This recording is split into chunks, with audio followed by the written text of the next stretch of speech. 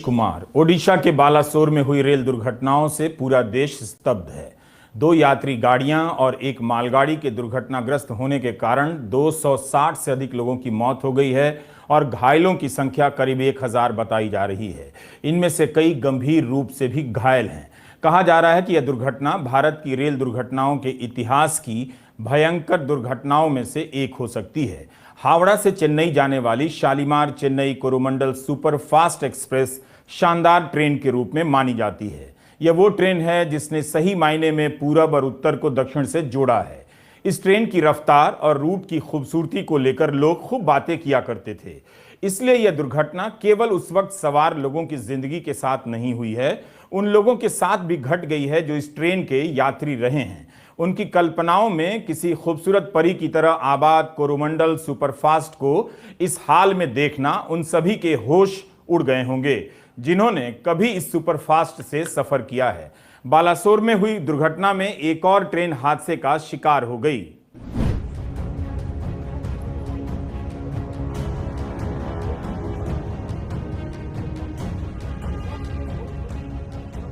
बालासोर के पास Sir M Visvesvaraya terminal Howrah superfast express Bahanaga Bazar station पर डिरेल हो गई। पटरी पर कोच बिखरे हुए हैं। बगल के ट्रैक पर शालीमार चेन्नई कोरोमंडल सुपरफास्ट एक्सप्रेस उल्टी दिशा से आ रही थी और इनसे टकरा गई। कोरोमंडल एक्सप्रेस के 12 कोच पटरी से उतर गए और कुछ डिरेल कोच के साथ वाले ट्रैक पर खड़ी हुई एक मालगाड़ी से जा टकराए। दोनों ट्रेनों की 17 बोगियां पटरी से उतर गईं और भयंकर रूप से क्षतिग्रस्त हो गईं। यह सब शुरुआती जानकारियां हैं, अभी और जानकारी आती रहेगी। पहले से एक ट्रेन दुर्घटनाग्रस्त हुई तो उस समय किसी भी दिशा से आती जाती ट्रेन को सिग्नल तो गया ही होगा। क्या कोरोमंडल के ड्राइवर को सिग्नल नहीं गया? मालगाड़ी के ड्राइवर को सिग्नल गया था? बगल के ट्रैक से सुपर फास्ट एक्सप्रेस कैसे आ गई? कितनी देर पहले हावड़ा सुपरफास्ट एक्सप्रेस दुर्घटनाग्रस्त हुई थी? मालगाड़ी क्यों खड़ी रही? इन सब की जांच होगी। जब तक जांच की रिपोर्ट आएगी आप इस भयावह दुर्घटना के असर से दूर हो चुके होंगे। रेल मंत्री का दौरा हो चुका है, जांच के आदेश दे दिए गए हैं जो इस मौके पर ही दे दिए जाते हैं। उन परिवारों के साथ हमारी भी संवेदनाएं हैं जिनके लोग इस दुर्घटना में मारे गए हैं और घायल हुए हैं।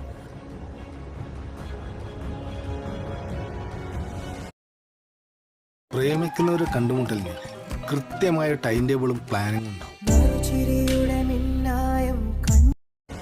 इस दुर्घटना की खबर आते ही कवच को लेकर सवाल उठने लगे और रेल मंत्री के इस संबंध में कई वीडियो वायरल किए जाने लगे जिसमें वे कवच के बारे में बता रहे हैं कि दो ट्रेनें जब आमने सामने होंगी एक ही पटरी पर तो 400 मीटर पहले रुक जाएंगी। पूछा जा रहा है कि इस रूट पर कवच था या नहीं। जवाब आ गया है, इस रूट पर कवच नहीं था।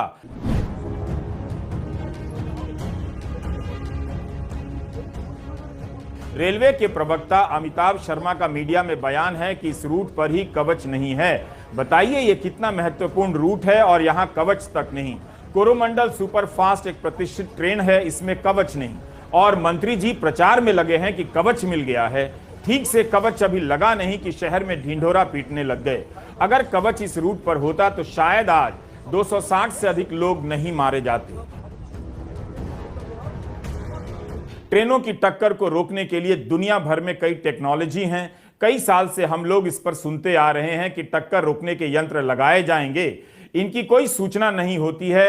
अब बस कवच कवच होने लगा है। इस कवच का हाल आगे बढ़ने से हम पहले ही आपको बता देना चाहते हैं। 11 अक्टूबर 2022 की टाइम्स ऑफ इंडिया में इंडियन इंस्टीट्यूट ऑफ साइंस की तरफ से रेल टेक्नोलॉजी के सलाहकार ललित त्रिवेदी का बयान छपा है। उन्होंने कहा है कि कुछ ट्रेनों में कवच लगा देने से नई टेक्नोलॉजी पूरी तरह काम नहीं करेगी। पूरे रेल नेटवर्क को इससे जोड़ना होगा। 15,000 लोकोमोटिव और सेल्फ प्रोपेल्ड ट्रेनें हैं, 70,000 किलोमीटर रेल रूट है, 7,000 रेलवे स्टेशन हैं और 15,000 लेवल क्रॉसिंग हैं। इन सबको कवच सिस्टम से जोड़ने में करीब 1 लाख करोड़ का खर्च आएगा। जिस रूट पर भारत के इतिहास की भीषण रेल दुर्घटना हुई है उस पर कवच नहीं है। क्यों नहीं है इसे समझना जरूरी है। 70,000 किलोमीटर के रेल नेटवर्क को कवच के तहत लाने में 1 लाख करोड़ का खर्चा बताया जाता है। क्या आप जानते हैं कि सरकार ने अभी तक इस पर कितना पैसा दिया है? 2022-23 में कवच के लिए मात्र 273 करोड़ का बजट प्रावधान था।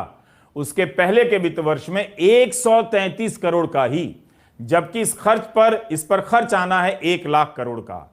आप खर्च कर रहे हैं 500 करोड़ भी नहीं, और दिन रात प्रोपेगेंडा ऐसे कर रहे हैं जैसे कवच लागू हो गया है और रेल सुरक्षित हो गया।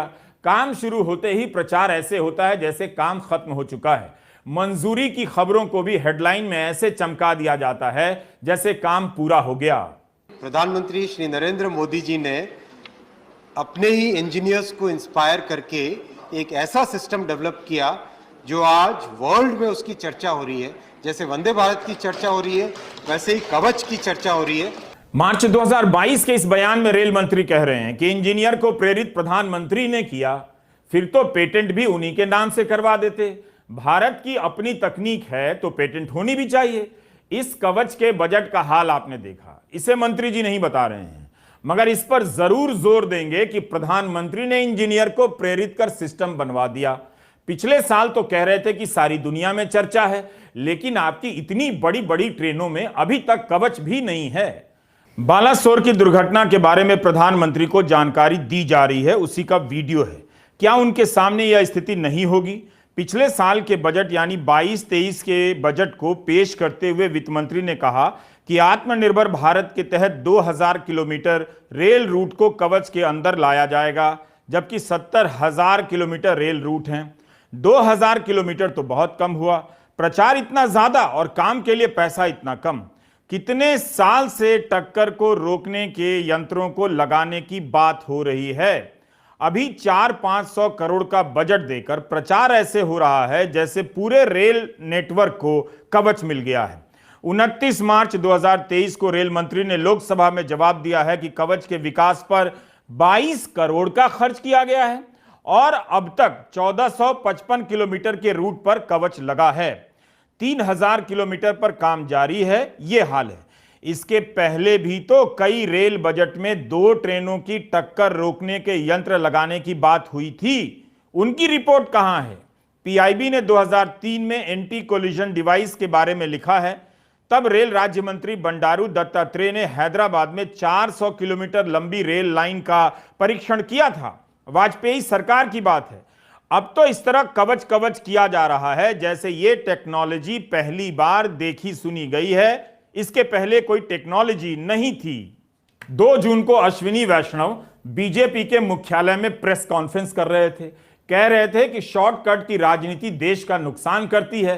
हम भी तो वही पूछ रहे हैं कि 1 लाख करोड़ चाहिए कवच के लिए, 1000 करोड़ भी ठीक से नहीं दिए गए और प्रचार करने लगे। क्या यह शॉर्टकट नहीं है? यूपीए के सरकार के 10 साल को लॉस्ट डिकेड बोल रहे हैं मंत्री जी, यानी हमने 10 साल गवा दिए। तो मोदी सरकार के 10 साल में क्या हासिल कर लिया?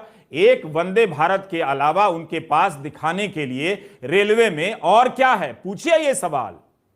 वंदे भारत ट्रेन एक वर्ल्ड क्लास ट्रेन बनी, बिल्कुल एक ऐसी ट्रेन जिसके बारे में कभी सोचा भी नहीं जा सकता था। 160 और 180 की जो स्पीड होती है, उस स्पीड पे ट्रेन को डिजाइन करना दुनिया में केवल 8 देशों के पास ये क्षमता है। Only 8 countries have the design capability to design and manufacture a train which can run at 180 kmph. We have joined that very exclusive group of countries जो कि इतनी कॉम्प्लेक्स मशीन को डिजाइन कर सकते हैं, सक्सेसफुली डिजाइन कर सकते हैं। डिजाइन की बात एक है, आत्मनिर्भर भारत की बात है ये। साथ ही साथ जो पैसेंजर्स को इससे कंफर्ट आया और पैसेंजर्स को जिस तरह से एक नया साधन मिला, वो एक बहुत बड़ी बात है। हम मौके की संवेदनशीलता को समझते हैं, लेकिन आज राहत बचाव कार्य के नाम पर रेल मंत्री सवालों से नहीं बच सकते हैं। राहत और बचाव कार्य उनके मंत्रालय के अधिकारी और कर्मचारी कर रहे हैं, वो रात भर से जागे हैं। प्रधानमंत्री का दौरा हो या उनका ही दौरा हो, इसके बहाने वे सवालों से नहीं बचेंगे, क्योंकि फिर मौका नहीं मिलेगा और हम रेलवे के भीतर की हालत को समझने का एक बड़ा मौका गंवा देंगे। दुर्घटना क्यों हुई, रेलवे की हालत क्यों खराब है, इन सवालों से परिजनों को राहत ही मिलेगी कि कोई पत्रकार रेल मंत्री से जवाब तो मांग रहा है कि उनके अपने क्यों मरे। वंदे भारत ट्रेन को लेकर जिस तरह का प्रोपेगेंडा चल रहा है, उसे लेकर बात जरूरी है। क्या यही एक ट्रेन है भारत में? क्या सारा भारत इसी से चल रहा है? हमने अपने वीडियो में कई बार आपको चेतावनी दी है। आप देखिए पुराने वीडियो कि वंदे भारत नई ट्रेन है, मगर यही एक ट्रेन नहीं है। बाकी ट्रेनों में लोग कैसे सफर कर रहे हैं, इसकी रिपोर्टिंग बंद कर दी गई है। दावा किया जाता है कि 160-180 किलोमीटर प्रति घंटे की रफ्तार से वंदे भारत चलती है। क्या चल रही है? अखबारों में तो यही छपा है कि इसकी औसत रफ्तार 70 किलोमीटर प्रति घंटे से भी कम है। हम वंदे भारत का जिक्र इसलिए कर रहे हैं कि पिछले 1 साल से केवल इसी ट्रेन का उद्घाटन प्रधानमंत्री करने में लगे हैं, रेल मंत्री नहीं करते। इंडियन एक्सप्रेस में तो खबर आई है कि 16 बोगी की एक ट्रेन होती है, लेकिन बोगियां कम हैं, तो उद्घाटन के लिए 8-8 बोगी की वंदे भारत लॉन्च होने लगी है। नई ट्रेनें आती रहती हैं, आनी भी चाहिए, लेकिन इतना भी तो दिखावा नहीं होना चाहिए।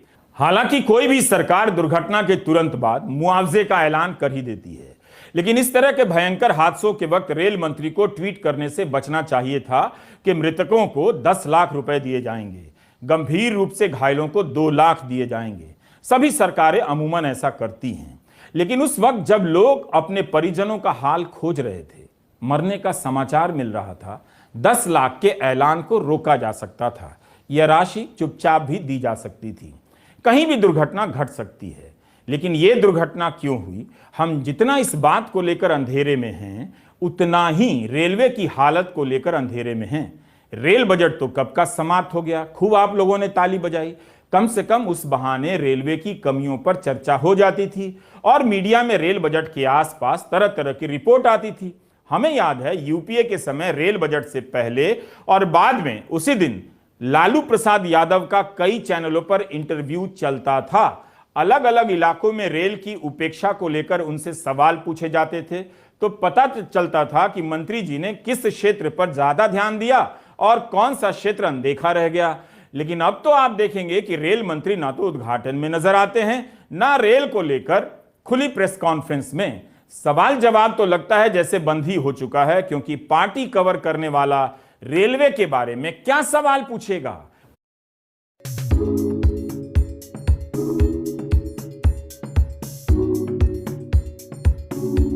अब देखिए, जिस शाम बालासोर में दुर्घटना हुई, उस दिन सुबह सुबह रेल मंत्री बीजेपी के कार्यालय में अपने मंत्रालय को लेकर प्रेस कॉन्फ्रेंस कर रहे थे।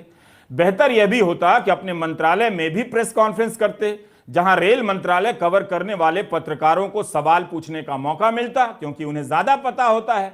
बीजेपी के दफ्तर में वही पत्रकार होंगे जो दिन रात बीजेपी कवर करते हैं।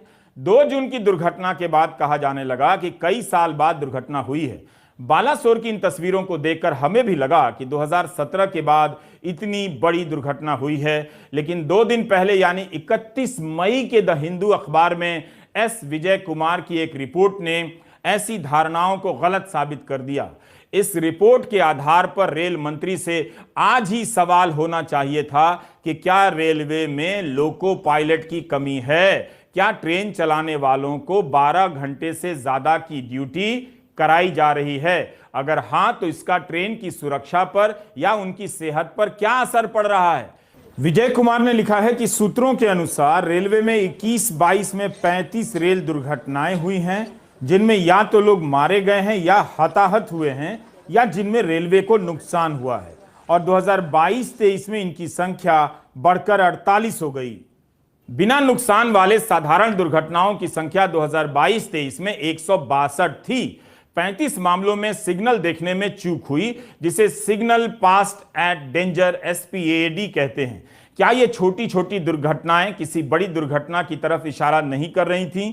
हिंदू के विजय कुमार ने इसके कारणों के बारे में लिखा है कि रेलवे में कर्मचारियों की कमी के कारण ये दुर्घटनाएं बढ़ती जा रही हैं। ट्रेन चलाने वाले ड्राइवरों की संख्या कम है, लोको पायलट को 12 घंटे की न्यूनतम ड्यूटी करनी पड़ रही है, उन्हें पहले की तरह आराम नहीं मिलता। रेलवे बोर्ड ने इन खाली पदों को तुरंत भरे जाने पर जोर दिया है, बल्कि इस रिपोर्ट के अनुसार अर्जेंट तौर पर ऐसा करने के लिए कहा है, ताकि लोको पायलट के काम करने के घंटे को कम किया जा सके। इस रिपोर्ट ने इस धारणा को ध्वस्त कर दिया कि दुर्घटनाएं बंद हो गई हैं, बल्कि होती रही हैं। बस इतनी बड़ी दुर्घटना नहीं हुई तो हमने ध्यान देना बंद कर दिया। क्यों लोको पायलट के पद खाली हैं? इस सवाल को इसी वक्त पूछा जाना चाहिए जब लोगों का ध्यान बालासोर की दुर्घटना को लेकर सबसे अधिक है। रेल मंत्री को अपने मंत्रालय के बारे में प्रेस कॉन्फ्रेंस आज ही करनी चाहिए, ताकि इन सवालों के बारे में उनसे पूछा जाए और जवाब आए तो लोग इस घटना से जोड़कर देखें। लोगों की जानें गई हैं, बचाव कार्य के नाम पर रेल मंत्री जवाबदेही से नहीं बच सकते। मंत्री बताएं कि रेलवे बोर्ड ने कितनी बार चेतावनी दी, कब कब दी कि लोको पायलट के पद खाली हैं और इन पदों को भरने में इतना समय क्यों लग रहा है। जब रेलवे बोर्ड जोनल मैनेजर ने चिंता जताई तो उन्होंने क्या एक्शन लिया। हिंदू की रिपोर्ट में लिखा है कि एक उच्च स्तरीय बैठक में लोको पायलट की कमी को लेकर चिंता जताई गई। इस खबर में लिखा है कि रेलवे बोर्ड ने मैनेजरों को आदेश दिए कि लोको पायलट के काम के घंटों का सही से मूल्यांकन कीजिए। खासकर ईस्ट कोस्ट रेलवे और साउथ ईस्ट रेलवे के पायलट के काम के बारे में सुनिश्चित कीजिए कि किसी भी हाल में 12 घंटे से अधिक की ड्यूटी ना हो। 12 घंटे की ड्यूटी क्या ज्यादा नहीं है? ट्रेन चलाने के लिए एकाग्रता की भयंकर जरूरत होती है। थकान के कारण उस पर असर तो पड़ता ही होगा। हिंदू की रिपोर्ट में लिखा है कि ईस्ट कोस्ट रेलवे और साउथ ईस्ट रेलवे के लोको पायलट यानी जो ट्रेन चलाते हैं उनके काम करने के घंटों की समीक्षा की जाए। यह कहा गया था, उनसे ज्यादा काम कराया जा रहा है। इसे ध्यान से पढ़िए, इसमें यही लिखा है कि साउथ ईस्ट सेंट्रल रेलवे में लोको पायलट की ड्यूटी 12 घंटे से अधिक की होने लगी है। मार्च, अप्रैल और मई के पहले हिस्से में दक्षिण पूर्व मध्य रेलवे में 12 घंटे से अधिक ड्यूटी करने वाले लोको पायलट का आंकड़ा कुछ इस प्रकार है। मार्च में 36%, अप्रैल में 35% और मई के पहले हिस्से में 33% लोको पायलट को 12 घंटे से अधिक ड्यूटी करनी पड़ी। मतलब इतनी कमी है लोको पायलट की, उनसे से ज्यादा ड्यूटी कराई जा रही है। अगर इस दुर्घटना के पीछे पायलट की चूक मानी जाती है तो इस हिंदू की रिपोर्ट से जोड़कर देखिए। हिंदू ने लिखा है कि ऑल इंडिया लोको रनिंग स्टाफ एसोसिएशन का कहना है कि दक्षिण रेलवे में लोको पायलट के 392 पद खाली हैं।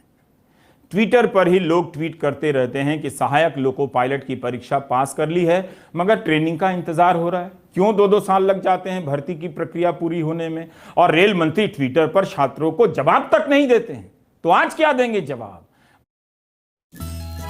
बिजनेस ऑनलाइन हो तो हमेशा ऑन भी होना चाहिए, इसीलिए GoDaddy जैसे भरोसे। मार्च 2022 में लोकसभा में लिखित जवाब में रेल मंत्री वैष्णव ने बताया था कि शुरुआती स्तर पर रेलवे में करीब 1.5 लाख पद खाली हैं। उत्तर रेलवे में 19,000 से अधिक पद खाली हैं। दक्षिण मध्य रेलवे में 17,000 से अधिक। इसी साल अप्रैल में उत्तर पश्चिम रेलवे में 238 लोको पायलट की बहाली का विज्ञापन जारी हुआ है। इसी साल यानी 22 मार्च 2023 को लोकसभा सांसद कणिमोई करुणानिधि और नटराजन पीआर के सवाल के जवाब में अश्विनी वैष्णव ने जानकारी दी है कि रेलवे में खाली नॉन गजेटेड पदों की संख्या 3,11,438 है। विपक्ष की प्रतिक्रिया संयमित है, लेकिन विपक्ष को इस्तीफे से आगे की भी बात करनी चाहिए। बताना चाहिए कि उसके सांसदों ने रेल की सुरक्षा को लेकर संसद में क्या सवाल पूछे, क्या जवाब मिला। आपको लगता है कि यह सरकार 10 दिन के बाद इस मामले पर खुली प्रेस कॉन्फ्रेंस करेगी, तब सबको पूछने का मौका मिलेगा? इस भ्रम में ना रहें तो अच्छा है। संदीप पाठक आम आदमी पार्टी के सांसद हैं। उन्होंने ट्वीट किया है कि मैं रेलवे की स्थायी समिति का मेंबर हूं। इसकी पिछली मीटिंग में सारी दिखावटी बातें बताई गईं। मैंने मीटिंग में कहा कि सबसे पहले सेफ्टी से जुड़े हुए काम पूरे हों। मैंने कहा कि एंटी कोलिजन, एंटी डिरेलमेंट यंत्र अभी तक सभी ट्रेनों में नहीं है। पहले ट्रेन सुरक्षा के सभी यंत्र लगाइए। बिना सुरक्षा यंत्र के रेलवे भगवान भरोसे चल रही है। इस तरीके से सिर्फ पीआर और दिखावे से देश बर्बाद हो जाएगा। कम से कम सांसद संदीप पाठक के इस ट्वीट से कुछ तो दिखा कि सुरक्षा को लेकर हालत क्या है। मंत्री को आज ही इस पर जवाब देना चाहिए था। विपक्ष को आज कल ही रेलवे की हालत पर बोलना चाहिए। नहीं बोलने की अगर किसी ने इस देश में मर्यादा तोड़ी है तो उसमें सबसे अधिक बार तोड़ने में प्रधानमंत्री नरेंद्र मोदी ही अव्वल आएंगे। नवंबर 2016 में कानपुर में भीषण रेल दुर्घटना हुई। तुरंत प्रधानमंत्री मोदी ने बयान दे दिया कि सीमा पार की साजिश है। अगले साल यूपी विधानसभा का चुनाव होने वाला था। गोंडा में भाषण देते हुए प्रधानमंत्री ने पाकिस्तान की तरफ इशारा कर दिया। एनआईए को जांच सौंप दी गई। बाद में रेलवे सुरक्षा कमिश्नर के पैनल की रिपोर्ट आई कि डिब्बे में जंग लगने के कारण वेल्डिंग कमजोर हो गई थी, जिसके कारण ऐसा हुआ। हालांकि इस रिपोर्ट ने भी कहा था कि एनआईए की जांच अगर सीमा पार साजिश को खारिज कर दे तभी इस रिपोर्ट के तथ्यों को सही माना जाए। यह हालत है रेल मंत्रालय की रिपोर्ट का। 2020 अक्टूबर तक एनआईए की रिपोर्ट नहीं आई थी, ऐसा इंडियन एक्सप्रेस की रिपोर्ट से पता चलता है। इसके बाद रिपोर्ट आई हो ऐसी कोई खबर हमें नहीं मिली, हम पुष्टि नहीं कर सकते। यही वक्त है कि हम रेल मंत्री से सवाल करें, वरना जवाब नहीं आएगा। आधे समय तो गोदी मीडिया पर एंटी मुस्लिम डिबेट चलता है, एंटी राहुल डिबेट चलता है। रेल पर कब चर्चा आपने देखी है? पिछले साल की एक खबर है, 9 महीने में रेलवे के 77 वरिष्ठ अधिकारियों ने समय से पहले रिटायरमेंट ले लिया। खबरों में तो यही लिखा है कि बेहतर काम का दबाव नहीं झेल पाए। कमाल है, ऐसा प्रोपेगेंडा चल रहा है। 77 सीनियर ऑफिसर ज्यादा काम करने का दबाव नहीं झेल पाए। इस तरह से आंखों में धूल झोंकी जाती है। मुझे नहीं लगता कि यह बात पूरी तरह से सही है। बेहतर काम का इतना ही दबाव होता तो आज उस रूट के नेटवर्क को कवच से लैस कर दिया गया होता, जिस पर इतनी भीषण दुर्घटना हुई है। आज के दिन यह सवाल पूछना चाहिए कि क्या आप जानते हैं कि रेलवे के भीतर क्या हो रहा है?